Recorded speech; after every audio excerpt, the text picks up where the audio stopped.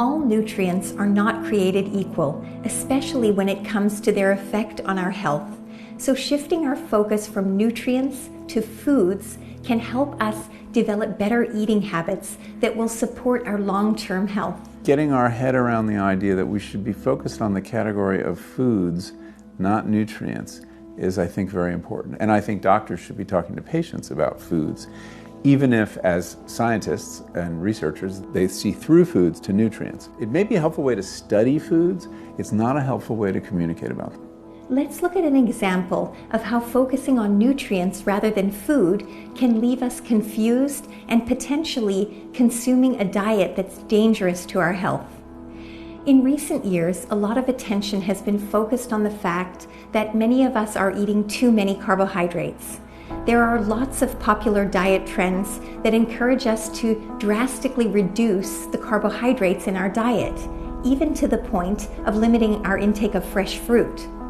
At the same time, some of these low-carb diets seem to suggest that protein and fats can be eaten freely, but a diet that's very high in animal protein and contains no whole grains or not enough fruits and vegetables could leave us with serious problems in the long run.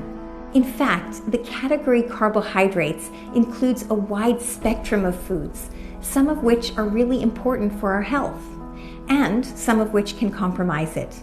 Whole grains like brown rice and rolled oats are carbohydrates that provide our bodies with a usable source of energy, and bound together in that very same food is a significant amount of fiber, which slows the release of glucose from that food into the bloodstream.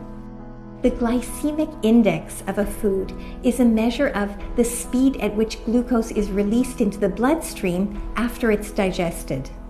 A whole grain like brown rice or quinoa will result in a slower release of glucose and a more muted insulin response. On the other hand, a food that's high in refined carbohydrates like white bread or soda will lead to a more rapid release of glucose into the blood, and in response to this, the body releases a large amount of insulin, the hormone in our bodies that lowers blood sugar. Because spikes of glucose and insulin lead to less stable blood sugar levels, eating foods that are refined, especially highly processed carbohydrates, can result in an earlier return of hunger and a tendency to overeat.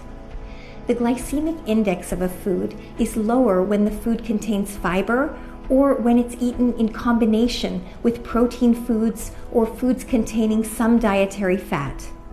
For people who are struggling to manage their weight or their blood sugar levels, eating foods that have a low glycemic index is especially important, but choosing low glycemic foods is generally a good idea for all of us. So when we talk about dietary carbohydrates, we're actually talking about a very broad family of foods, some that can be harmful to our long-term health and some that can support it.